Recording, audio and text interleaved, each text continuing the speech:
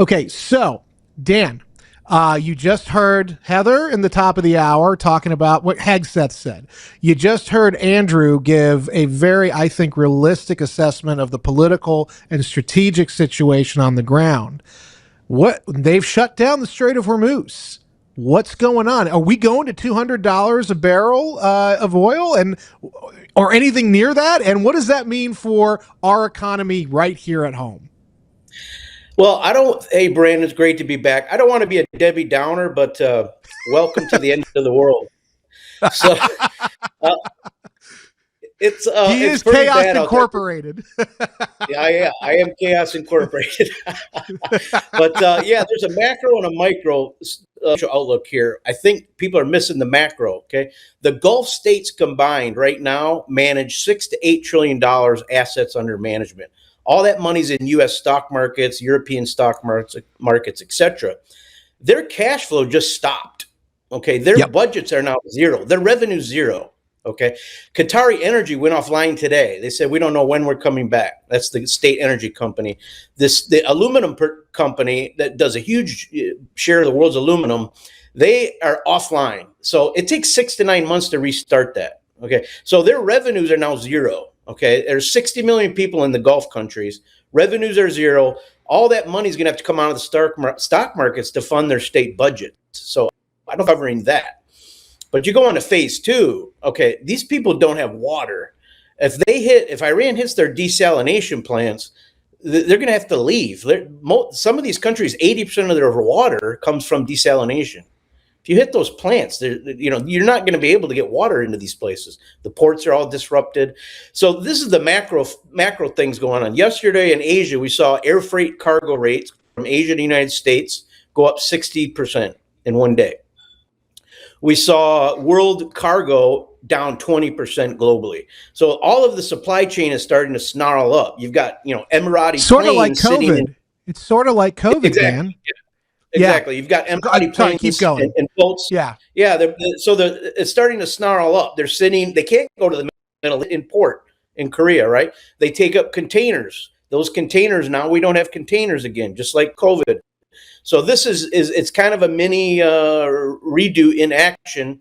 Bunker fuel rates are up. So, the stock markets, every day Trump comes out with some new story to save the stock market.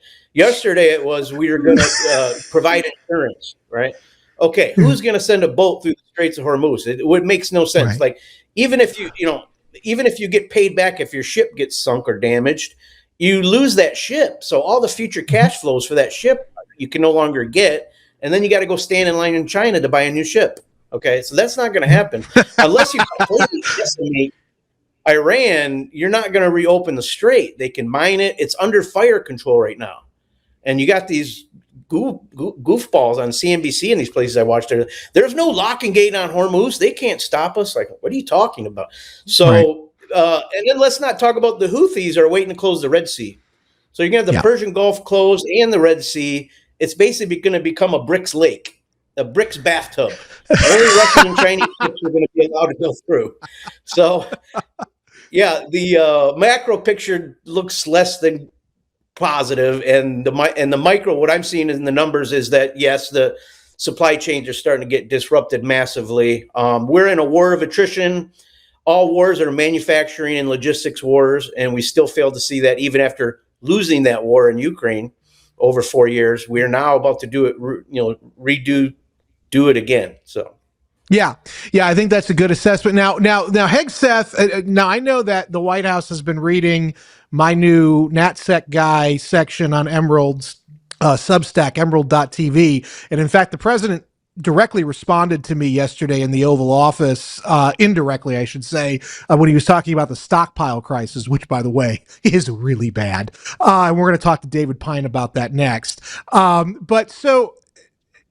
He's talking about the president is saying we have total naval dominance and air superiority. How is that possible if the Strait of Hormuz is still closed? And how is that possible if the Navy yesterday tells Lloyd's London we cannot send escorts to go escort these container ships? So what the hell is going on? Yeah, well, I mean, you know it better than I do. Most of the U.S. Navy has moved out near the Indian Ocean out of fire Yes. range, out of Iranian missiles. There's still really no proof that we have air dominance over Iran. Um, I think people don't understand these Iranian drones. You know, I posted something on X the other day. These engines are just four-cylinder, two-piston engines. Okay, there's one facility in China which I posted on X can do 30,000 a month of these things. Okay, so if Iran and Russia, they can buy these things, you know, by the air cargo load that, you know, that can just unlimited supply of stuff, and that's where I go. It's a manufacturing and logistics war, and as long as you got China manufacturing on your side, we're in deep, deep trouble. And at the same time, we've got the defense contractors in the White House today saying, "I can only give you 6 or 7 a month, boss." Yep. You know, I mean, Yep. it's absurd. Yeah. There's no doubt. There's no doubt. And, you know, I recommended today on Bannon's show, I said, if the president is this deeply committed to this really not wise course, he's got to invoke the Defense Production Act, because there's no way these defense contractors are even going to try. I mean, the Tomahawk cruise missiles, Dan, we went through, and we'll talk to David more in depth, but just so the audience knows, we have about 4,000 cruise missiles available right now. It takes 18 to 24 months to build 100 of these things. We blew through 400 in 4 days. Yep. So Yep. that's the, and we can't produce cruise missile motors the way China can. Yes, I'll put up a suggestion which I put on X before, is we need national defense production right now. Russia and China are beating us on this. I used to run a joint venture in China with an American a joint venture between an American maker and Norinco, which is the Chinese defense contractor, one of their biggest too. All the U.S. automakers, all the major Fortune 500 had joint ventures with the Chinese military. Not a lot of people know this. But what these Chinese military guys were doing is they didn't know how to make anything, but they did JVs with the best manufacturing companies in the world. So they're all state-owned. If China tells them, go build 20 cruise missile plants, they go build 20 cruise missile plants. Our guys are profit focused, so they don't want to build too much in case when it settles down, they're dragging their earnings out with this too much capacity. Right. So you've got to start looking at doing a for what we pay. We pay 10 times what Russia and China cost them to build these things for similar stuff. So you may as well put in some state-owned manufacturing defense companies and have them compete against the private sector and start to do something different, because what they're doing now, it doesn't work. Okay, and in our last 30 seconds, and we got you for a short time, and we're gonna bring you back in the coming days, I'm sure. I got to ask you, this thing is not going to be ending this weekend. It's going to be going. Trump's saying forever wars. It's going to be going at least for another 5 weeks. What does that do to the market? What does that do to our price at the pump here in the United States? Well over $100 oil. That's going to go right. There's been major meetings just the last few days saying gas prices are going up. There's no doubt about it. That's going to happen. That is not, you can put that in the bank. Gas prices are going up. Supply chains will be coming old.